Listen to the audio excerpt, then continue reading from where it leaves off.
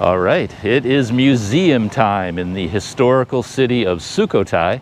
I'm standing right out front of the Ramkhamhaeng National Museum, and I'm about to go inside. I haven't been inside the historical park as yet. Today is all about visiting the museum and relaxing, and tomorrow I'll take whatever knowledge I get from the museum and take it into the historical park to help me understand what I'm looking at. So let's head inside. Well, my visit to the Ramkhamhaeng National Museum is over, and you may have noticed there's no video. And that's because in this museum, they made it very clear to me that no video was allowed. No moving pictures. You're allowed to take pictures, no flash, no tripod, but no video of any kind.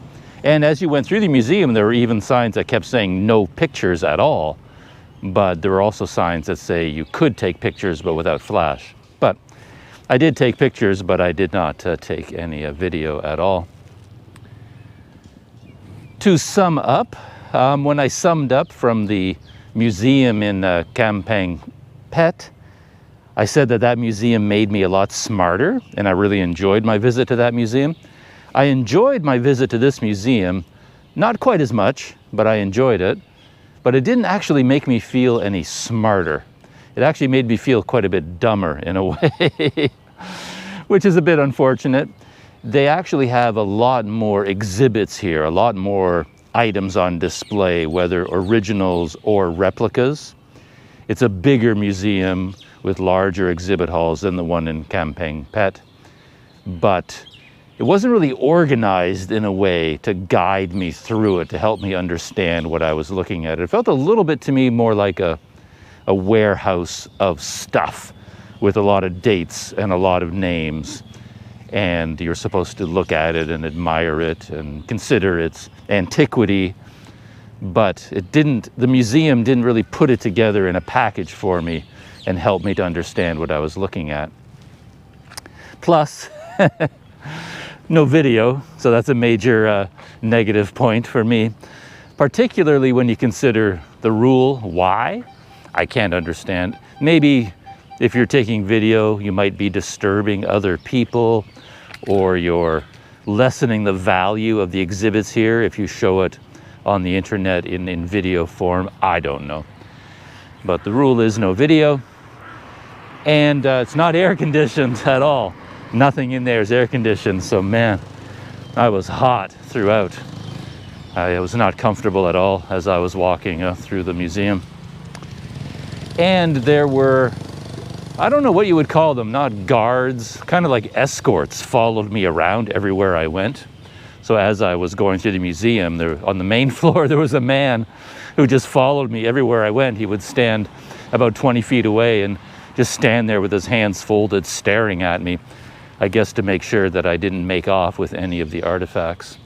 I don't know, but that hardly was calculated to make me feel comfortable in the museum, I can tell you that. And then up on the second floor of exhibition hall number 2, which is the big exhibition hall, there was a woman up there, and she didn't follow me around, but she was there waiting for me, and she stood up when I came up, and then she just sort of stayed at her station, but turned to follow me, and watch me, everywhere that I went. She kept an eye on me. So I never felt quite comfortable or welcome inside the museum.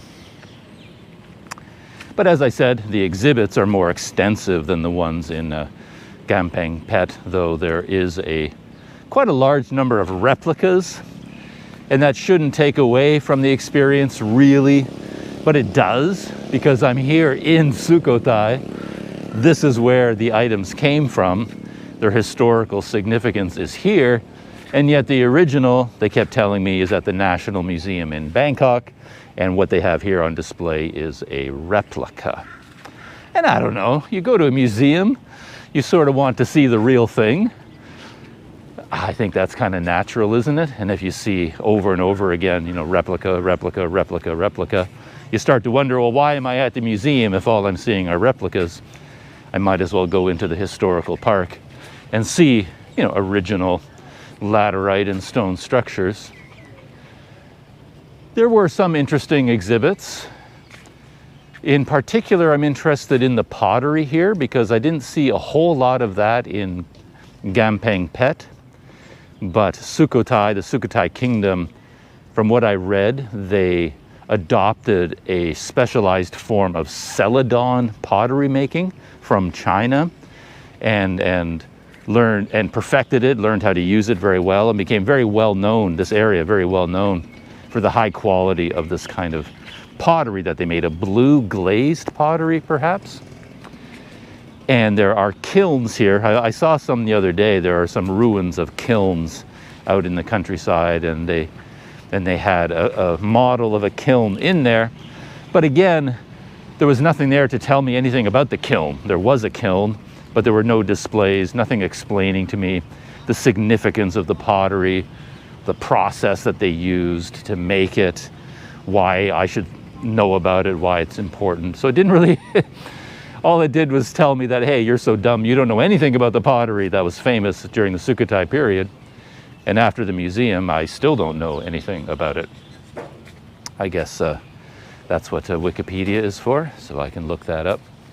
But it was interesting to see the kiln, though again, it was a replica of a kiln. It wasn't actually a kiln that they found here and moved and rebuilt. It was just, you know, a replica. And there was a very interesting exhibit on the Thai alphabet. That for me was actually one of the more interesting exhibits, because the name of that memorial building, what was it now? Something Lai Su Thai. I probably got that backwards. Turns out that that's the name of the script, the name of the Thai script that King Ramkhamhaeng invented. Or it could be the name of the modern Thai script, I'm not entirely sure. But it is a name of a Thai script, the alphabet, the writing system of the Thai language. And that is what the building is a memorial to. They had an exhibit in there all about the history of the Thai language, or the script in particular, its progression from the days of Sukhothai up until the modern period, where the script came from, its origins, how it was adapted and changed, and also how they learned to translate it. And they did that through a variety of stelae that were found throughout this area, you know, big hunks of rock that had writing on them, and then they could translate it and use it to compare to other stelae and learn what different symbols meant, what different words meant, and get an understanding, a more complete understanding of the alphabet. So I enjoyed that, but of course, I think the most famous object that was found here by far is that stele, the one that was discovered by King Mongkut at the palace here. And it has 4 sides to it, kind of a pillar, and it's covered on writing on all 4 sides. And that gives the history of the Sukhothai kingdom, a lot of important features about Sukhothai, the reign of King Ramkhamhaeng. But of course, even though that is the most important relic that was found here, it's not actually here. It's at the museum in Bangkok, and what they have here is a replica of it. And I assume it looks exactly like the real thing and is probably the same dimensions and the same size. But it didn't actually say that. But anyway, yeah, it's a replica rather than the real thing. Oh, this behind me, by the way, is the entrance to the historical park. I guess I will be coming here tomorrow. And this is the ticket buying place. Just want to see what tickets cost. It says here admission fee 100 baht per person.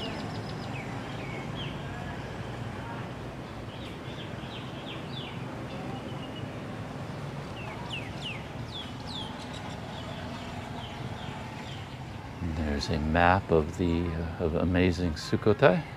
I did some investigating and I learned that the ticket price for this historical park is 100 baht per foreigner, such as myself. But they have a new system. I guess they used to have one ticket that included all the sections of the park. but that ticket structure has been canceled, and it's now 100 baht just for this section. And then if you go to the other places where there is a ticketed entrance there, you have to buy another ticket there. So that's the new ticketing structure. And I guess, yeah, in a way, it makes it simpler. You can just come here on a day, pay 100 baht to go to see this part of the park, and then you can make up your mind whether you want to go on to the other areas or not. You won't feel like you have to go to all the places, to get the most value out of your ticket. Your ticket gets you in here, and that's the only place you can go with that ticket. And if you want to go to the other areas, you have to buy another ticket. So that's how it works. And I was just thinking about this other temple that I'm interested in, the Si Shum or Si Chum temple, the one that has the very large seated Buddha. And I was thinking about that because that was another exhibit at the museum that I enjoyed very much, because they made some effort to make the exhibit more than just a replica of it or something like that. It was an exhibit that tried to give you the feeling of actually being there, because apparently the hallway as you approach this seated Buddha is quite special in the way it's designed, and the walls and the ceiling, everything around you is covered in what they call jatakas. And each jataka is like a picture carved in stone showing one of the past lives of the Buddha. And apparently there were 500 of these. And of course, each life was quite special in its own way, or had an event in it that was quite special. And this life and that event is shown on each one of these jatakas. And the hallway that you walk down towards this large seated Buddha is covered in these jatakas on the ceiling, on the walls, and a lot of them have deteriorated and are gone, but a lot of them are still there. And they built this hallway there in the museum, a staircase. And as you go into the staircase, you see these jatakas on the ceiling above you and on the walls. And they tried to give you the feeling of actually being there. I don't know how successful they were in that, but I appreciated the effort. It was a more imaginative exhibit than your standard museum exhibit. So I enjoyed that quite a bit. And I think that is everything for my visit to the museum, the National Museum here in Sukhothai. As I said, I enjoyed it. Oh, I didn't mention you do have to leave your backpack there too. They have lockers at the entrance. You don't have to pay for this. They have individual locks, padlocks on each locker, and they ask you to take your knapsack, put it into the locker, and lock it with a padlock, and then you can take the key with you. So it's relatively secure, but you are not allowed to take your bag into the museum either. So the funny thing is, I'd prepared in advance, as I always do. I had my GoPro in my pocket. I had extra batteries and memory cards in my pocket, extra microphone in my pocket, just in case I had to leave my bag at the front desk. And I did have to leave my bag, but then I wasn't allowed to shoot any video anyway. So I walked through the whole museum with my pockets weighing like 50 pounds each. I'm just shuffling along with these heavy pockets, and I never got to use my video camera at all. That was pretty funny. All right, that's it. And tomorrow I'm heading into this part of the historical park, and I will see you in that future video.